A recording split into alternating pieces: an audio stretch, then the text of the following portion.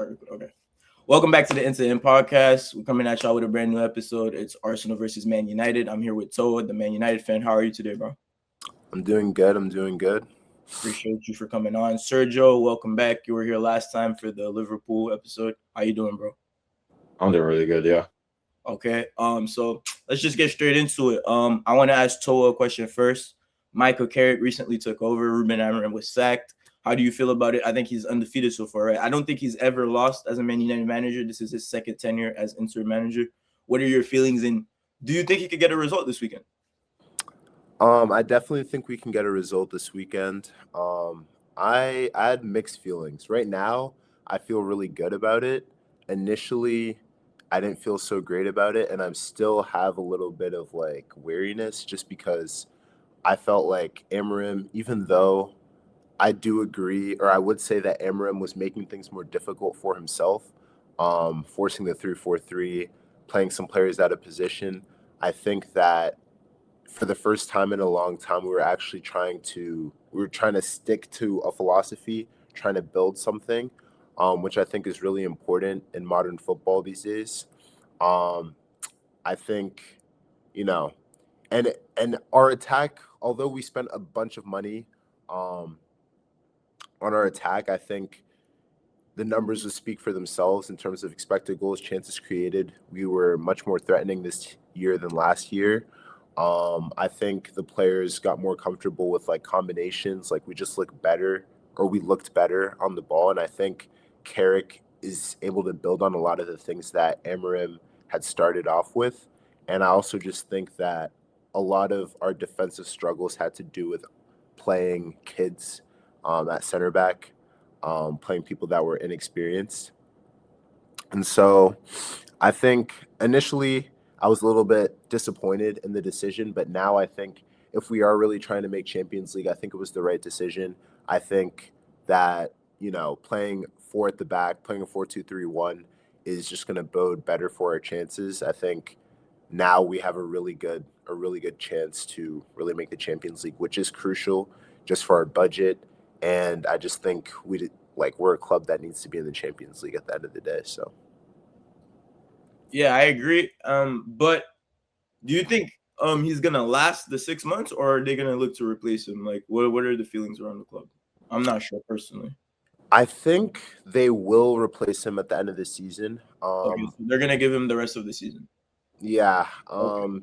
because I think just the way I think they're really cognizant of like how things look. And I think that's why Ollie didn't come in. I think that's also why I was a little bit disappointed. I wanted Ollie to come back.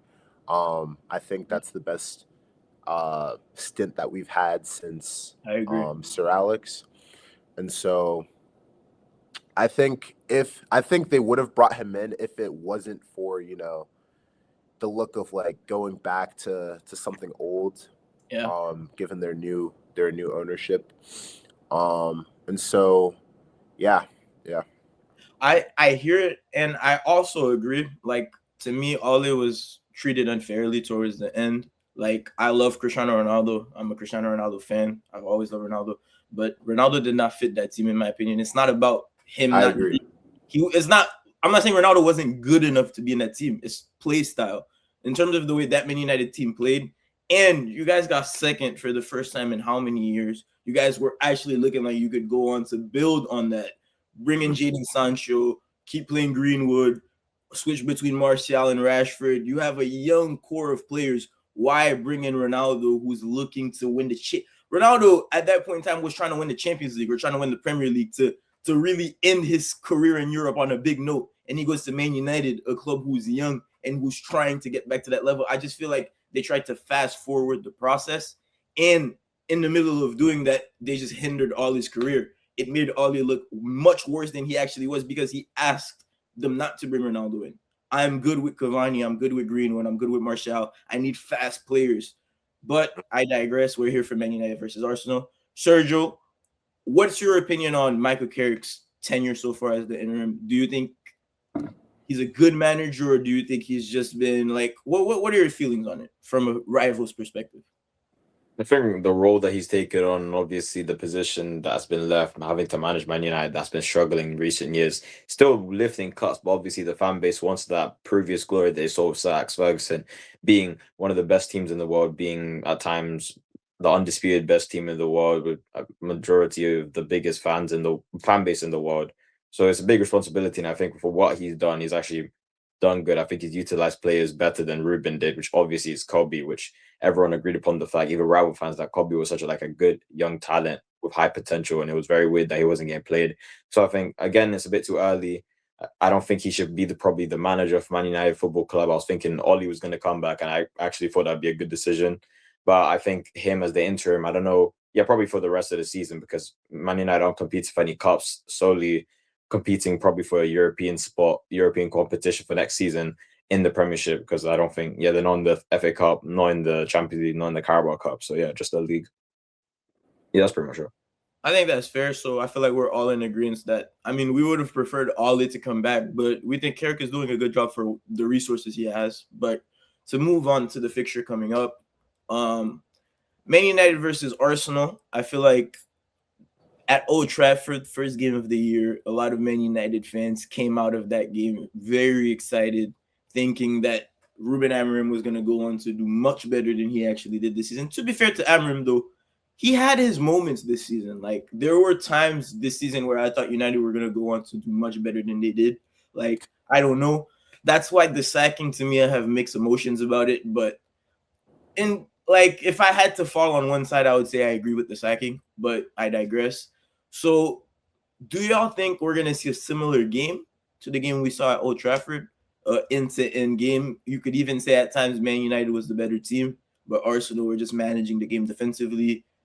For me, I had mixed emotions about that game because yes, Man United had more possession of the ball, and yes, they created more chances. But I'm not gonna hold you. It started after like the 65th minute. I started not being scared. I started because I played defender when I play football in real life. Like, I love watching this Arsenal team defend. Gabriel's my favorite player on the planet.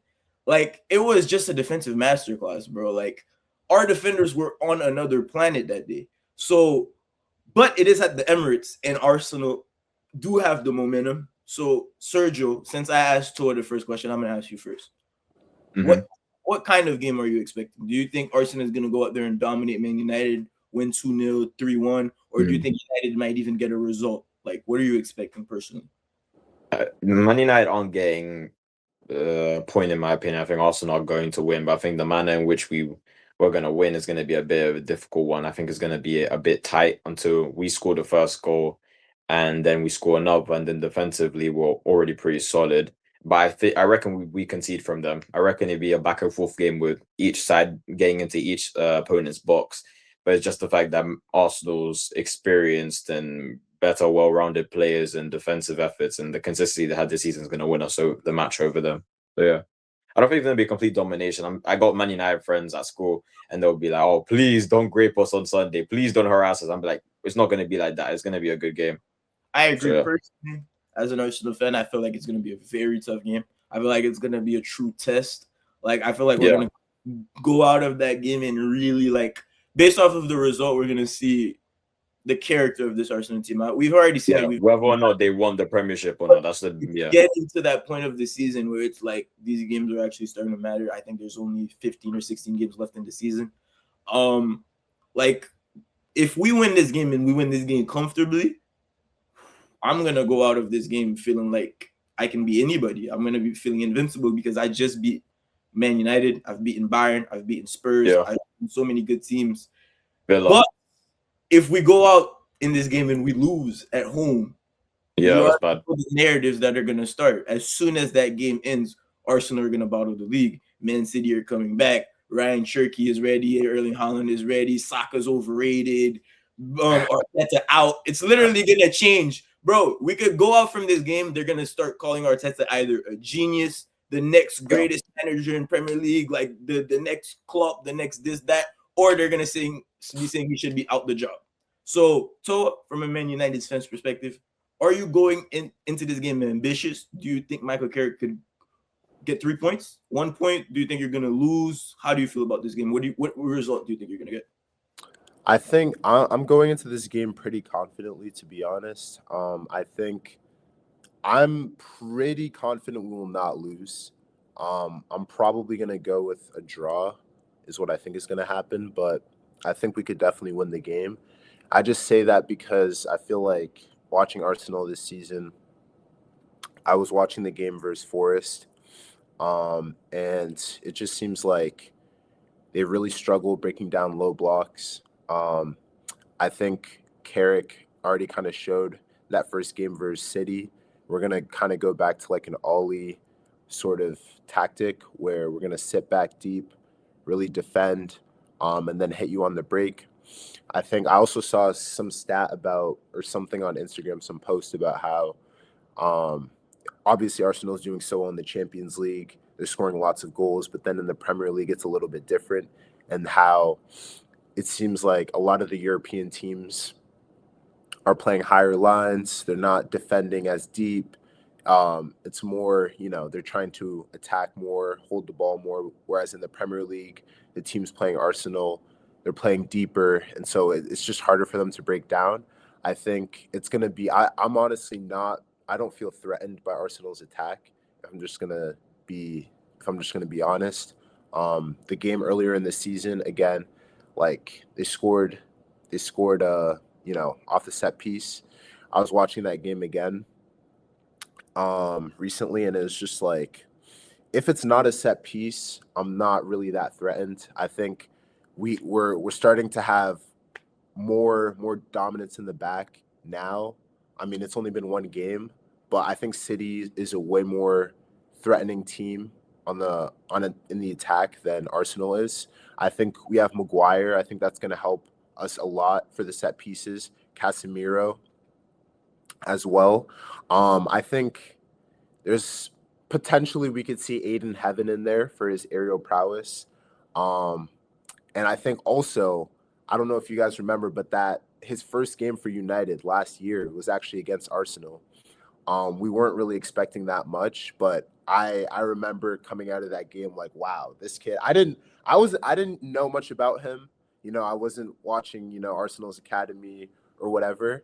But when I saw that game, I was immediately like, wow, because for me at least, Lenny Yoro was supposed to be like our young gem, the next big center back, next Rio. Rio is really taking him under his wing. But I came out of that game like, wow, I don't think I've ever seen Euro have a performance like that. He looked confident. He was he was winning every duel, getting his head on everything. He just looked sensational. I think Lisandro Martinez is our best center back, but just because of the threat off of set pieces, I think we might see Heaven there. But yeah, back to how I'm feeling about the game. I just think, again, if it's not set pieces, I don't really see how Arsenal are going to break through us. I'm not threatened by Gyökeres. Delict was babying him all game, the first game. This time, Delict is going to be out as he's been for the past couple weeks, but Maguire, I feel like, is going to do the same, if not even to a higher level. On the left wing, I don't find any of the left wingers threatening, unless we see Asaka and Madueke on both of the wings. That's the only case where I'd be a little bit, I'd be questioning a little bit. Threaten at all on the left wing? Sorry? Eze doesn't threaten you at all on the left wing? As they would, but it seems like Arteta doesn't really like playing him there. I don't think maybe he has played there once, maybe, but I don't think he's played there at all. And so that would be threatening. But I don't think he's gonna do that. But that definitely would frighten me a bit. I like he'll play Trossard, but I personally think Trossard is very threatening in my opinion. Trossard is a very good player. Yeah, I reckon Trossard will cause a lot damage and create some chances from the left-hand side. I wouldn't want to see Martinelli though. I don't think Martinelli who would he be facing? What? Trossard versus Martinelli is an extremely good impact player. Like when legs are tired, you put Martinelli in, he's gonna bag like 9 times out of 10 probably, bro.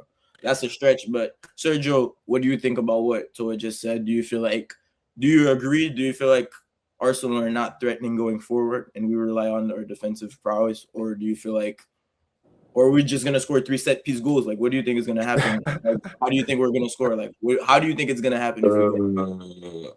I reckon majority of the goals are going to come from open play. If a set piece goal comes, obviously I'm going to be celebrating because it seems like our slogan. I think he's downplaying our attack. I don't think our front three has been as threatening or as best as the other attacks in the league, but I think they still offer opportunities and they still score goals, and they're doing that in different and multiple competitions. We've been sharing the goals around the team this season, so I think a goal will come from midfield. I think it will be Rice. I reckon we score 3 goals and concede, and we get a 3-1 win. So yeah, Fair enough. Personally, if we go out there with Saka, Jesus, and Trossard, I'm cool. Like, I'm going into that game that'd very be good. personally. I think But Jesus would suit this game yeah, way better than I do agree that there are some variations of a front three that aren't as threatening as others. Like, if we go out there with Martinelli, Gyökeres, and Saka, it doesn't really work. It's not really fluid. I think Gyökeres is a good player. We haven't found a way to really build the front three around him and really get him into the positions we need to get him in. But even when you look at the numbers, we're better with him than without him, technically speaking. Yeah. We have a much higher win percentage. Statistically, we haven't lost a game with him playing. Literally, when he starts, he creates space for wingers. I know people like to say, like, we're just making excuses, but the numbers are there, bro. If a way of playing works, I can't really argue against it, but I'd still rather see Jesus there personally. Now, Yeah, I want to ask, I was gonna say I heard something on TikTok saying like, "Oh, play Jesus for Premier and play your Victor for the Champions League." I just want to see your opinion on that. Personally, I think it just depends on the opposition. I don't really think it's necessarily like the competition. Personally, I think some teams, most teams, personally, I would start with Jesus when we're trying to really, like, if we're going into a game that we don't know we're gonna dominate, I would rather go with Gyökeres maybe.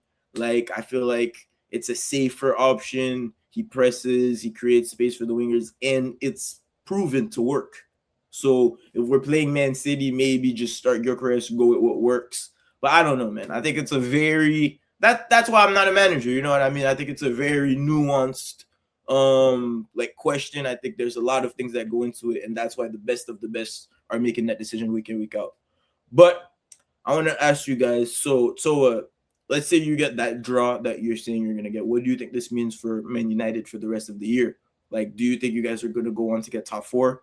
There's Chelsea. I know Chelsea don't have the manager the same way you don't. There's also Liverpool, who are looking decent. Arne Slot has been doing much better with Verts. He's been doing much better with Konate and Van Dijk. So that top 4 spot, it's possible. I'm not gonna sit here and say Man United can't get top 4. It's very possible, but it's gonna be very tough because you have Chelsea and Liverpool who are after that spot. So what do you think this draw that you're hoping for is gonna mean for the rest of your season? I think it's going to, I guess, add to the confidence that we built from the City game. Obviously, a draw is not a fantastic result, but if it's at the Emirates, like Arsenal is looking like Pep just said it's the best team in the world. I think that, that's only going to add to our confidence. I think we will finish top 4. I think it would be a disappointment if we didn't, just because when we're looking at some of the other teams around us, Chelsea, Liverpool, Villa, these are teams that are in multiple other competitions. I think it would be a disgrace if we were not able to, with one game a week, just come out and win most of our games, especially he's played for the club. He has the mentality of, he recently said, about the City game, like it's just one game, like it's not, he's going to demand a lot from the team. I think also Villa, they do this every season. I think they're going to fall off. I don't see them finishing in the top 4 personally. They just don't really have the depth. I think they've also just been overperforming this season. I think the game against us, they shouldn't have won that game. I think, it's lucky. I think they've just had a lot of lucky results. And then you look at Everton. They just played Everton without, Ndiaye, their best player, and they're unable to come out with a result. I think Emery also said like that to expect them to finish in the top 4 is a little bit unrealistic. I personally don't think they're going to finish in the top 4. I would say United and either Liverpool or Chelsea are going to round it out. And yeah, I just think now, especially like our players are getting more healthy. We have a lot of attacking options that are going to be super threatening. I think this game we're going to try to be a little bit placed similar to City. Might see Dorgu, or I hope to see like Mbemo on the left, honestly. I think he can provide a similar work rate going back and help double up on the wingers. Okay.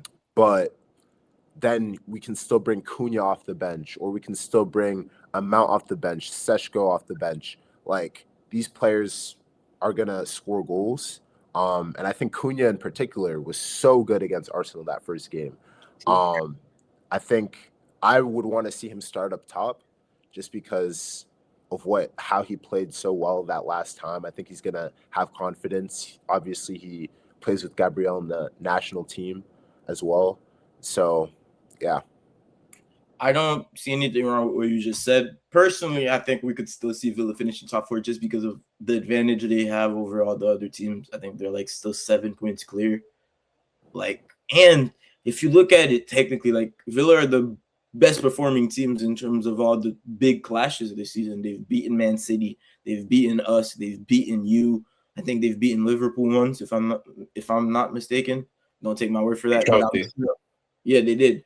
But I'm sure about all the other results. Like, I don't know, man. Villa are overperforming, but it's January 23rd, and they're still overperforming. You know what I mean? Like, but we never know. Sergio. Oh, go ahead. No, go ahead. I was just gonna say, imagine Morgan Rogers goes down. Like, what do they do? Don't have depth, like you said. That's true. That's a fair point. Yeah, but they just brought in Tammy Abraham. Yeah, so. I feel like, I don't know, man. I feel like Unai Emery is just such a good manager too. That's my thing. Like, I feel like he's gonna find a way to maybe finish 4th. I don't know, but or if not, maybe they'll win the Europa League. We'll see. But Sergio, what do you think? You predicted a win. What do you think that win will mean for Arsenal? Do you think we'll go out and just cruise and win the league, or do you think we're still gonna struggle and finish near the top and Man City might come back? Like, what are your feelings about this game, and how do you think it's gonna impact our season? I think it's going to be, like you said, a show of our character, whether or not we really want it. Because I think last season, Declan Rice was quoted like same flipping shit all the time, that Arsenal are expected to win a game like comfortably, but they don't. And then they go home and they don't have a point, or they get 1 point. Like, and obviously for Declan Rice, who's been at the club for the last 2 seasons, he experienced it and he wants the silver. He wants the trophies this season, and I think this season we're winning more than 1 trophy. I think we're getting the Premier League and another trophy. And like I said, obviously it's going to boost our title race chance. I think we're already the favorites. I just don't think City are strong enough this season to like compete. They're obviously to compete. They're second in the Premier League. They're in the title race against Arsenal. They have a better chance than other clubs. I don't see Villa as an actual competitor for the Premier League trophy. So it's only between Arsenal and City. But I think even if Arsenal slip up a couple games, I think we'll still have the extra points over City, even though we, like the last couple fixtures, we should have capitalized. We should have, I think, if we won our games, we would have been like 12 points or 10 points clear. And the league would basically be over. I don't think there's ever been a Premier League side that's had 12 plus points and still come second in the Premiership. So, yeah. So it'd be a big statement win. It'd be a big statement win, and it's very important. I agree. I think it will be a statement win if we do go on to win. I feel like it's going to be a big test of our character. I feel like if we go out and win this game comfortably, bro, like I'm going to be shocked, but it's going to change my mindset for the rest of the season completely. And that's what I really want us to go out and do. I want Odegaard. I'm looking at guys like Saka, like Odegaard, like Rice, like Saliba, like Gabriel, the guys who have been here. I want them to show me why they've been here. I want them to show me that they've learned from losing to Man City. I want us to prove to me that we lost because Rob Holding was at the back, not because we just weren't good enough. You know what I mean? Like, I want these guys to prove to me that they're future Arsenal legends. But before we wrap this video up, I'm going to ask you guys one last question. How do y'all feel about, like, let's say your team was gonna go. I'm gonna ask you guys each this question. Let's say your team goes out and loses. Do you think it's like an emergency, or do you think your season is still like salvageable? Do you think like if Man United still lose, do you think you could still get top four potentially? Yeah, I think so. I think this is almost a scheduled loss, if you will. Like, I Yeah. think Away can, to league. Yeah, I get what you're saying. yeah, I think we can afford to lose away at Arsenal. It wouldn't be, panic, but obviously, we want to come away with a result. Sergio, my bad, I was No muted. question. Sergio, no, I fine. asked you the same question. Do you think like if Arsenal were to lose this game, I feel like City would get a chance to bring it down to 4 points? Do you think panic will ensue? Do you feel like we'll start feeling the pressure in Flipping? the league, or Yeah. If we were to lose against Man United, I definitely see from the last 2 seasons that the team will start to break down, and I think we drop more points in the next fixtures. Also considering the fact we're in multiple competitions, so I think Arteta would start to like shift focus on a different tournament. I just feel like knowing him to see if I don't know, you can tell me whether or not like I'm just spitballing nonsense, but I think from the last 2 seasons of experience, like knowing him, I feel like he just want to spiral out a bit, and then I feel like there'd be games where he switches the lineup, and then we lose points, and then by then City have already taken over. So I think I don't even want to answer that question. I think that like what Toto said, it's an expected loss for Man United. The word loss shouldn't be anywhere near this Arsenal side. That's arguably, in my opinion, the best team in the world this season, the most consistent, despite Barcelona winning a cup. Compare the squads, I think Arsenal's squad have been more consistent, and if you do a combined 11, more Arsenal players getting. So yeah, I don't think the word loss should be like. I agree. Like Man United are obviously a good side, and I think as well. I think the way social media is talking about it, I think Man United fans are getting a bit too overconfident because of the City result, but they can still win. But I think we're just gonna win. So yeah, I think that's fair. I feel like it's natural for Man United to beat Man City and start going crazy. Like they don't beat Man City often these days. So like if Spurs beat us, they're gonna be like, yo, we could really go out. Yeah. I'm not trying to compare y'all to Spurs, but you get what I'm trying to say. Like City have been like Ryan Shirky was going into that game talking about I'm gonna your kill biggest City rivals. you know Like what I I'm was saying? so geeked when we beat Chelsea in the Carabao Cup because they were talking so much smack. I don't like Chelsea fans. They talk so much. I was geeked when we beat them in the Carabao Cup. So yeah, and I was glowing. So yeah, I understand. And also, I think it was just like the way that we beat them. Like Masterclass, bro. in the Playing FA Rondo Cup. with Turkey. How do you play Rondo with the most technically gifted player in the Premiership? That is just insane. Obi Like, Mainu was excellent that game. Yeah. Yeah. But I actually have a question for you guys. I was wondering, against some of these weaker teams where you guys are going to have a lot of the possession, you're going to control the game. I was wondering if you guys think like you want to see more of Odegaard and Eze in midfield. I feel like Odegaard can play that 8. If you still got Rice behind to protect, and obviously your back line is super strong, I think that would, that'd be more creative than. I see that maybe personally. For me, I would have to disagree. Yeah, I think the balance is taken away. Yeah, like I could see maybe like maybe in a Champions League game us testing that out just to see what it looks like. Yeah, 100%. But I feel like you're limiting Rice too much personally, and you're putting thank you ability on him because he's not a 6 anymore. He's evolved. I wouldn't say he's a complete number 8. Like some people say that Rice is the best number 8 in the world. I think he's the best midfielder in the world, but I'm a bit hesitant to say 8 because when I think 8, I think box to box, and I don't think when it comes to the box to box role, I don't think he's extremely world class at that role. I think he's world class at the role that he's just given Arsenal to be an all round midfielder, but I don't think he's a world class number 8. But I don't like, for instance, in that PSG game in the first leg, obviously Partey had to go out, and you saw that Rice was a bit scrambling when he's given that position of 6. But now that we have a proper number 6 or tempo setter next to him, Zubimendi, you see the midfield and the Arsenal squad is clicking. So I think the only way that would work with Odegaard and Eze is if he's put Zubimendi there over Rice. But then we're losing arguably our most important player with Rice. I think that's the only way it works. Odegaard and Zubimendi tempo setters, and you got box crasher in Eze. Okay, I see that. What if you put Rice at fullback and he played there earlier this season? It was pretty good. If you wanted to incorporate all of them, it's a good. I can hear it. in Timber or Calafiori. But it would hinder the defense. It's just Yeah, I understand what Toro is saying. If you were like, let's say one of our fullbacks is out and we want to Yeah, incorporate all yeah. the Or if players, that's the best way. Yeah, Rice needs to take a break, like if Rice is injured or if Rice is too Yeah. tired for the game, I could see that working personally. I don't think it would be something that couldn't work. I feel like they could figure some like that midfield would work, but I don't think it's the best midfield for Arsenal. I think Okay. yeah. Rice is arguably our best player. Like Odegaard unlocks him, Zubimeni unlocks him, just get him to his spots. So yeah, personally, that's how I feel about that question. I think Calafiori is so good. I think he might be Mm. better than Rice, honestly. He stepped up this season. Wait, what? I think he might be better than Rice. What do you mean this season? Like that statement just I Well, think I need more he's clarity. been out for a while, so I guess you can't really say this season. But Mhm. from what I was seeing in the beginning of the season, like he can do everything. I think he's honestly the best left back in the world. If I'm maybe Nuno Mensch, maybe. I'm not mad at Maybe. you. I'm not gonna argue. I think this season, from the Man United game and then that continuous form that he put in, despite the fact that Lewis Skelly just like was incredible last season when we needed a left back and stepped up, and it's just like he pushed that kid alongside and said like they signed me for a reason.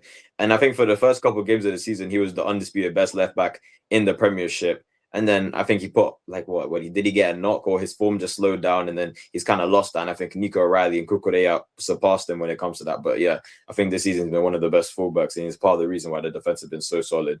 Because if you watch the in-game, Arsenal like will go to a free back or Rice will drop to a centre back, and then in the midfield, like controlling and also like creating chances, you see Calafiori play a 6 role or like an 8. So yeah, he does a great inverted role. I agree. I think Calafiori is amazing, but the fact that his main position is center back is just even crazier to me. Like, Yeah. I'm waiting for him to start playing a couple of games and really get a claim there because I really want to see that. But I don't think he's better than Declan Rice. Like, I think they're different players. They're different positions too. I feel like Declan Rice wouldn't be a better fullback and he wouldn't be a better midfielder. But yeah, I do think Calafiori is up there with the best left backs in the world. I feel like we need to start putting him in that conversation. It's just that we need to see him do it for like 45 games in a row, like we've seen him mention. Like we've only seen Calafiori do it for like 3 or 4 months, and then he gets injured. And then like I'm really hoping he comes back and then plays the rest of the season, and then we can start putting him in those conversations. But if we win the league, I'm gonna start putting every player in these conversations.